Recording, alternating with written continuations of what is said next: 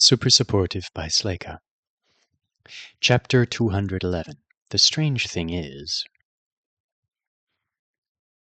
I can't keep going so fast. No, we'll flip over, Alden. Kibby was bouncing and swaying as the car plowed through the terrain. Alden had strapped her into one of the front seats as soon as he realized they'd run into a problem that couldn't be dealt with while he held her preserved. Her harness and the grip of her hands on it weren't enough to steady her when the car was crashing through grass and over potholes. We won't flip, we'll be fine. He wiped blood off his forehead before it could run into his eyes. He wasn't buckled in, and he'd smacked his head on the sharp corner of one of the crates that held their food. It was only a cut, but it was dripping all over the place. He left red smears on the supplies as he dug through them in search of the latest tarp they'd brought. Found it! And I've got your things too. Tell me what else you need. He fell back into his seat, clutching the silver tarp and the jar of green stuff he wasn't allowed to drink, and a donut-shaped thing Kibby said was a detonator.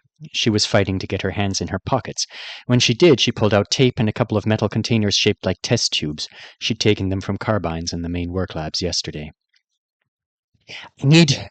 Her eyes flicked to the screen on the dash that showed the car's surroundings. Don't look at that, said Alden. Look at me, we can do this. Kibby met his eyes. I need a little while, not long. Good. I need a little while to get ready, too. He was managing well with a false confidence, he thought. And if the stress inside him was bubbling out in his voice, then it would be hard to notice over the rattling and crashing sounds, the spatter of dirt against the exterior of the armored vehicle as its metal wheels fought their way through the landscape, and the obnoxious warning alarms pinging. One alarm for damage to the front of the car, one for excess speed, one that he was sure must mean, "Oh my God, why are we crashing into 100 demon grasshoppers a minute, you fool?" They'd run into trouble in the worst possible area. He thought they were less than an hour from the edge of the corrupted zone, assuming they kept driving at the cautious speed he'd maintained ever since he left the lab. But the demons were thick here. The black specks looked like little flakes in a dark vision of the snow globe, freshly shaken and making the car scream. Alden had taken a few hits while he held Kibby. He swore at least one of the little horrors had just appeared inside the car instead of crashing through a weakened point. I knew leaving during the swarming would be bad. I prepared for that. What he hadn't prepared for was the animal graveyard. 1 second, they'd been rolling through the increasingly patchy and weirdening grass. The next, they were in an area that must have been stamped short by the feet of the Bokabov herd that had fallen there. Around 15 corpses, most big, a few small. Alden was sorry for the poor things. As he directed the car to go around the area where they died, he felt the chaos rising, and the car seemed to agree with him. It had given him a warning of some kind, written in logograms he couldn't read well, right before the biggest demon Alden had ever seen stood up from where it had been lying hidden in the grass. The creature had charged toward them with a bleating cry that continued even after its mouth was closed.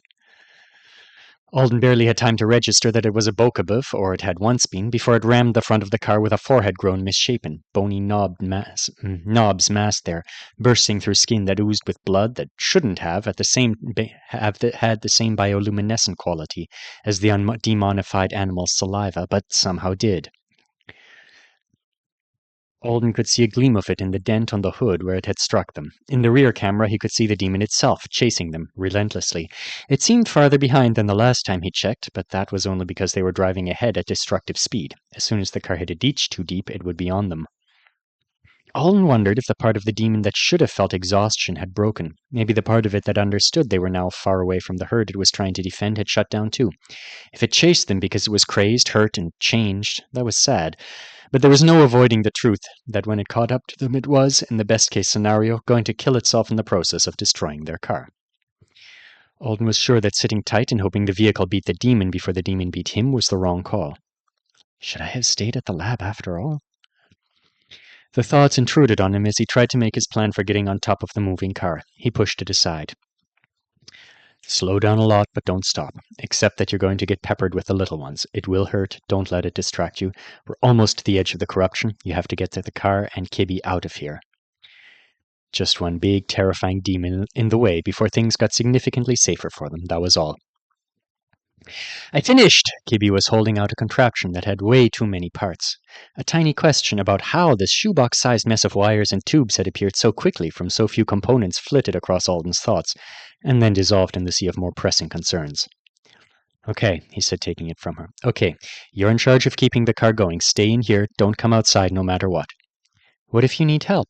You already helped. I won't need more. He thought about telling her to keep going even if he fell off or died. Putting that out there right now might do more harm than good, though. I'm going to shield us from the explosion and whatever happens next. Do you think I can do it? He wondered. You can, said Kibby. Of course I can. Of course I can. What a thing to promise. Alden was moving. He was pulling himself up onto the top of the car. The walls of the charging shed provided some help since the tie-downs for them gave him handholds. He was unfurling the tarp, shouting for Kibby to slow them down a little more, getting hit by chaos. More chaos than he was used to, even from before, asserting himself, asserting his skill, hearing the buzzing, feeling cool air on his back as his shirt collected another hole. A man tried to stab me in that spot once. He's dead now, and I'm still here. That was something he could think about later. The car was slowing, making it easier to get the tarp right without so much flapping. It was soft and light. His hands acted like they knew what to do with it better than they would have if he'd tried something like this the last time they were here on Thagund. Not that getting coverage for the back and, to some extent, the sides of a large car with an even larger cloth was as complicated as an origami turkey. He was glad he couldn't see in two directions at once like an Artonin. Looking away from the approaching demon would have been impossible if he'd thought he could get away with splitting his attention. He kept his center of gravity low, kept his feet shoved under a strap so tight it threatened his circulation. It was a somewhat pitiful effort to give himself one more layer of security in the event that the ground gave way beneath the weight of the car. The strange thing is... He let the edge of the tarp drape over his own head, down his back a little, making sure he'd have some coverage too. He preserved it. Are you sure I can just drop this thing? He shouted. The bomb and its detonator were tied to his waist by a couple of loops of thin rope so that his hands could work. Worst fanny pack ever. Kibby's shout from the car was muffled, but affirmative. As if it had heard her, the Bokoblov demon issued a battle cry again. Now it was so loud that Alden had to look. The beast was gaining on them, rapidly. And Alden was already feeling the strain of holding a large shield in a place where thousands of smaller demons surrounded him. He inhaled sharply the smell of rotting grass and something like boiled egg coating his nostrils. Strange thing is, I think I can do this. Not for long, not perfectly, but if Kibby's bomb worked and if the Bokoblov was already weakened by attacking the car... He tossed the bomb into the crushed trail of grass in their wake. He held their shield in one hand, the detonator donut in the other. She told him he should sink his fingers into the depression on the side of the ring and say Pierce, like it was a potion injector. Alden stood, eyes glued to the Bokoblov as it approached the bomb in the grass. What if it sees it? Will it turn? What do I do if it comes around and attacks from the side? Meet it with the shield. As many times as it took, survive. Strange, he thought again. He could see the Bokoblov very clearly. The bony mass of its head, so unlike the sweeter, softer face of a normal one, the almost blinding glow of its matted fur, the things happening around it that were a little more wrong than all the rest of the wrong were. Behind it, in a narrow strip, the ground looked like it had been trampled by hundreds of creatures, instead of one, the grass all vanishing in an instant, like the touch of its feet was fire, scorching down to bare dark soil. Off to the sides, Alden saw the subtle motion of stems curling in death, or thickening and lengthening with altered life. Strange that I think I can do this. His mouth was dry. Almost time. His brain was working to connect this moment to so many others. He remembered another Bokoblov he'd met at one point. Nudging his face with a velvety snout, and Instructor Klein barreling toward him with an oversized dog crate that had flattened into a pancake. This is so much more serious than that. He remembered being told by the Earth system that he'd leveled, puking in the toilet afterward, Lexi telling him Anesidora was the only place on Earth that really wanted Avowed. He remembered an injector for soothing a stomach that had been overwhelmed by fear that would be with him for longer than any virus. You don't know how to use it, Lexi had said. I do now. Alden ducked behind the shield. Pierce.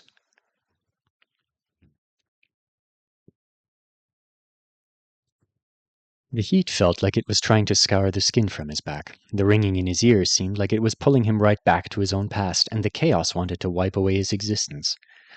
Alden's entruster was in the car below him. Something that felt every bit as strong as Klein had just slammed into his shield, and the buzzing of 1,000 demons had vanished into the endless bleat of a thing that should have died already. Please let it be dead.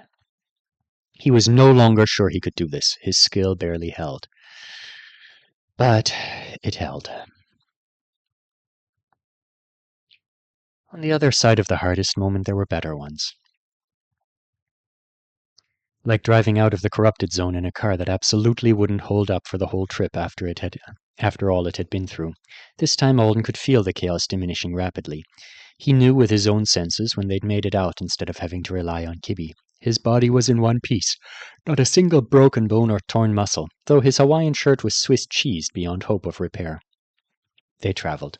The stupid remote for the mover discs had gotten hit, even though they'd stored it with what should have been the safest part of the back seat with all the other supplies protecting it from the world outside. But showing Kibby he could lift the car, minus armored doors, was enough to get it out of some mud they'd tried to cross.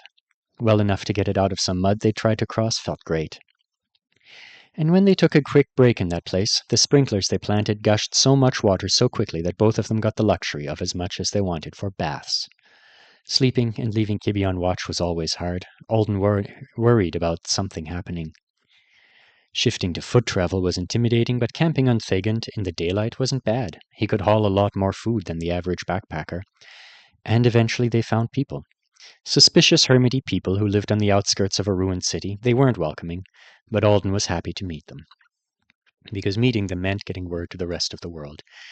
And that meant that one day, when the two of them were still supposed to be suffering in the middle of the corruption, he instead got to look out of the window of a flyer and see Chiklo, with Kibby safe beside him. What happens next? Alden felt a tug on his shirt and looked down to see Kibby. They were in the back of a small crowd, at an outdoor poetry event that looked like it could have been the same one she'd sent him videos from. Guess we decided to come here because I promised.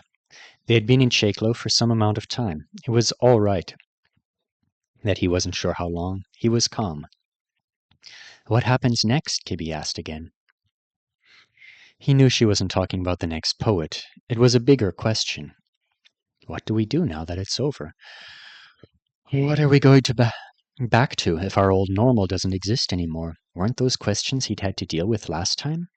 And I'm still figuring out answers.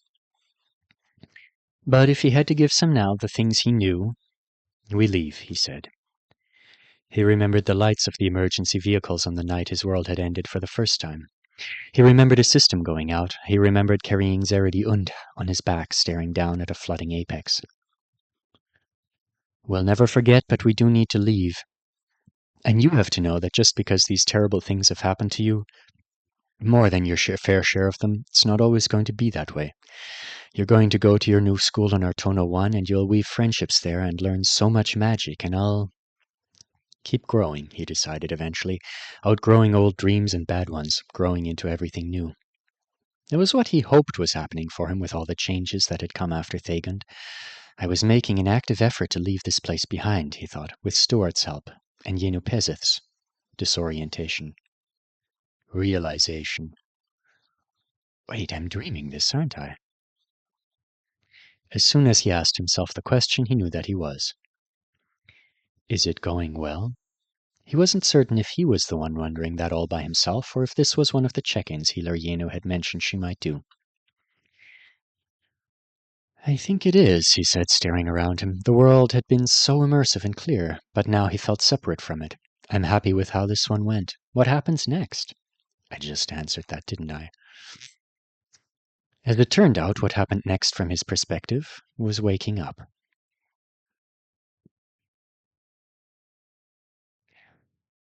Alden opened his eyes and saw the branches against the ceiling overhead, though the light in the room was much dimmer than it had been when they'd begun. He was definitely well rested. He remembered pieces of the dreams.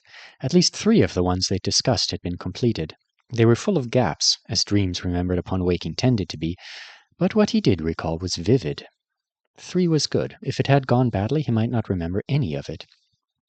3 means it went well, right? He turned his head, looking for Yenupezith, and spotted Stuart instead. He was in the corner, sleeping on a mat of his own. It's really nice. It's better to wake in a house of healing with someone you know around instead of all alone.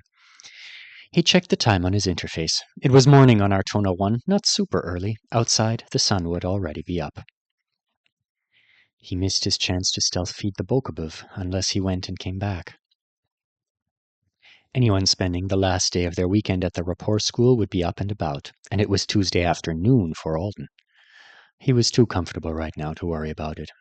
He lay there for another half an hour, trying to grasp all the dream fragments he could until Stuart awoke. Hello, said Alden. You're awake, Stuart said, sitting up. How do you feel? Not very different, Alden answered. He sat up himself, but a little more solid. In some way that's difficult to define. I'll have to contemplate it some more. I will be silent. I didn't mean right now. I mean over the coming days. Healer Yenu said it went well, Stuart told him. It hasn't been very long since she left. I'm supposed to tell you to enjoy relaxing experiences until your appointment with her later today. Healer ordered relaxation? Alden stretched his arms. I don't mind that. Are you going to be busy with your own work this morning? I'll go check on the Bokobov's environment. There should be some preparatory work for my classes tomorrow, but I can help you find relaxing. We'll go check on the field you planted around the Bokobov, Alden said. And we'll give Quineth honey. And we'll tell every single person who tries to talk to you about anything that isn't fun that they're damaging my delicate mind. All of that sounds very relaxing to me.